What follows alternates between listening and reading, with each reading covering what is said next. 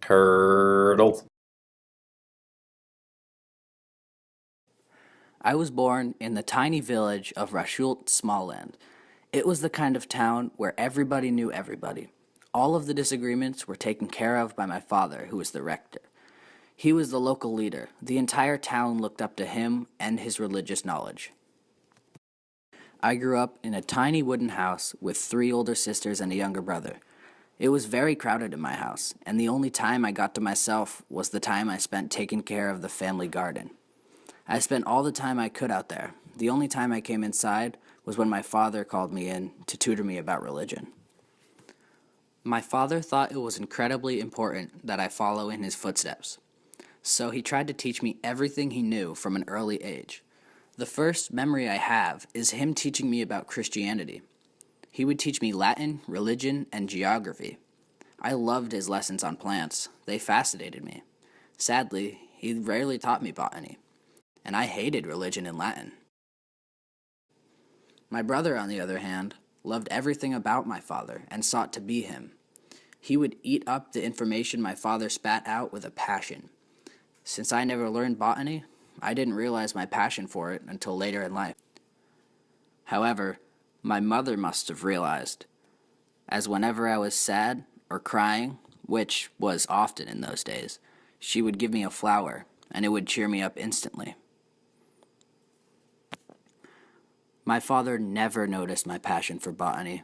I think he was too focused on making me follow his legacy. When I was 7, he hired a tutor in hopes I would learn better from him. His name was Talander, and he was more likely to extinguish a child's talents than develop them. I hated Talander with a burning passion. He spoke like a textbook and expected me to learn to do the same. He tried to cram the same subjects my father had down my throat and didn't even bother with botany. I have very few good memories from that time.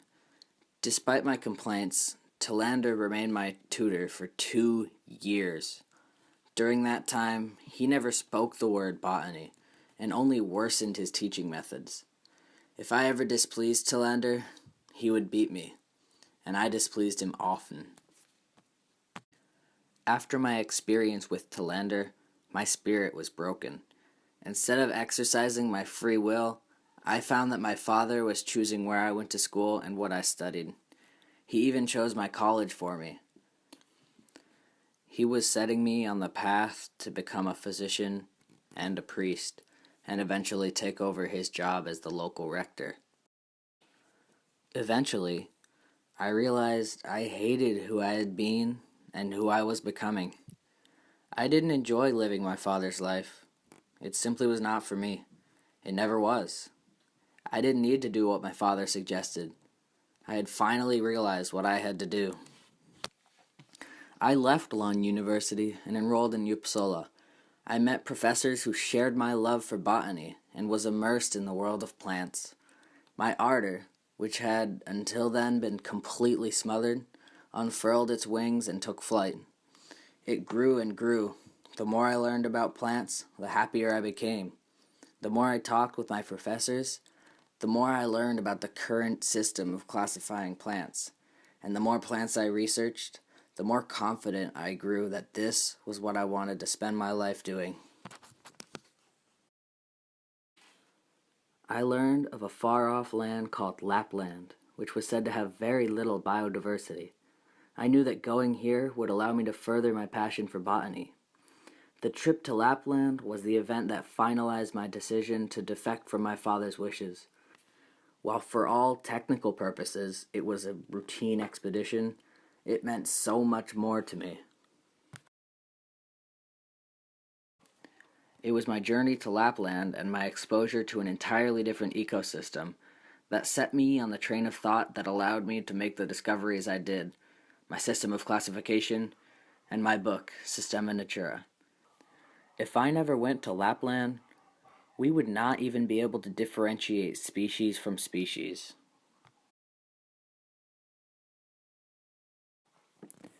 If there is anything you take away from my life story, I don't want it to be that plants are important. Deep down, everybody has a passion, something that they love more than family. And if you're lucky enough to find it, hold on to it.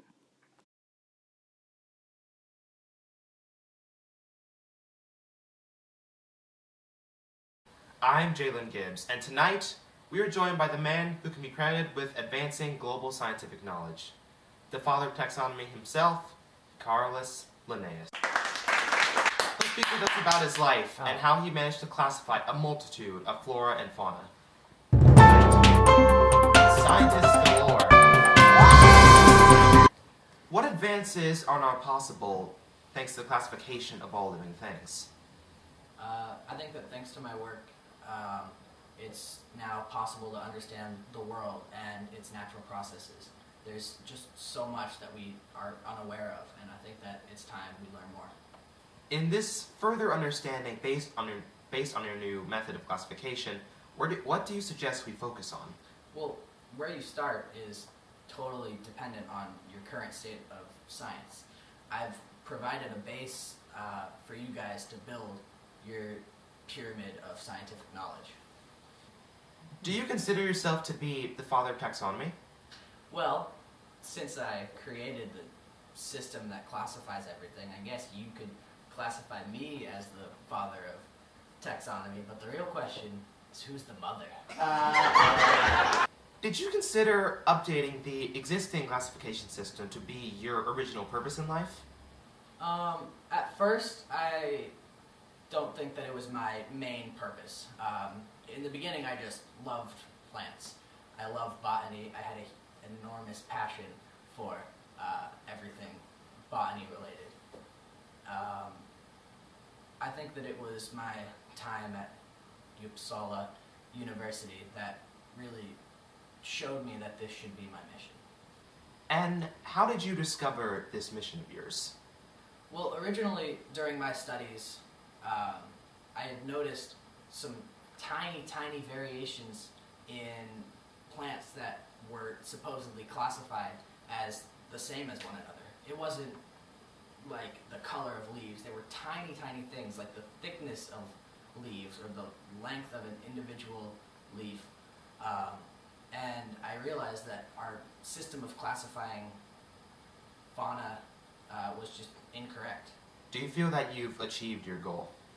I wouldn't say that updating the classification system was my original purpose in life, but it definitely was the way that I would leave an impact on the world.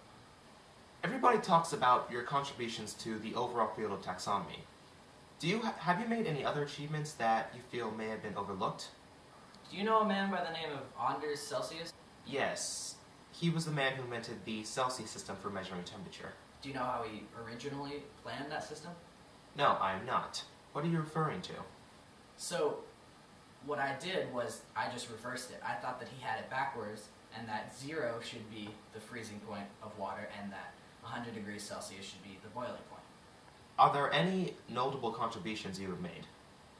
Is ecology important in your time now? Very. Well, after I published Systema Natura, I continued my work and I focused more on how life depended on its ecosystem, and I defined that as ecology, the study of the interactions between all parts of an ecosystem. Would you have published Systema Natura and continued to update it without the support of Johann Gronovius? Gronovius, he was a great friend of mine. No, I don't think I would have. It was Gronovius who really saw the potential and importance of my work. So you believe that you owe your success to Gronovius himself? Definitely. Without him, I don't think I would have gotten very far in life. You are from the 17th century, the time before Darwin published The Descent of Man, and you're also incredibly religious. Yet, you place humans in the same family as primates. Why? Simply because we have so many similarities. all taxa show relationships on all sides, just like countries on a map of the world. And thinking that humans are the exception to that goes against all scientific knowledge. It does not mean that we're directly related with primates. God created us separately, but there are similarities that are impossible to deny. I don't intend to interpret God's plan or why he made that. That's not my job. But what's a Darwin? You have a profound interest in botany. Why is that?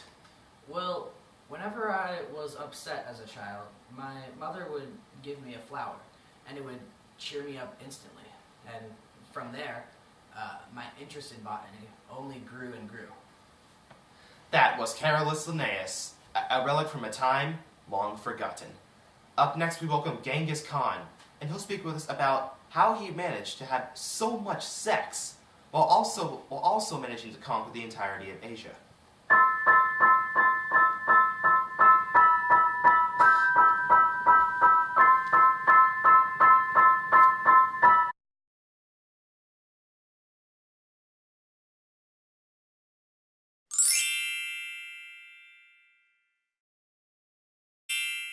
Well, whenever I was upset as a child, crying or whatever, I can't say that, I'm Carol Linnaus. Alright, keep going. Next, we'll have George Washington. No, what's that guy who had so much sex with all the slaves? Hold on. Perfect. I have the great Thomas Jefferson to tell us what his real relationship with slaves was.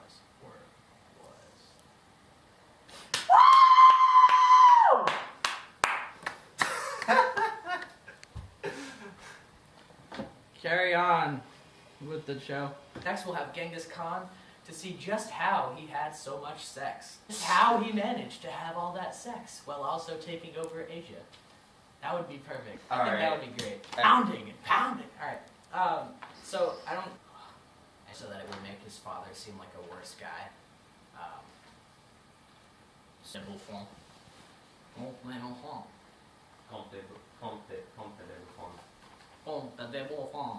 If you butcher it, that's fine. How's that? It's Carol Linnaus, a relic from a time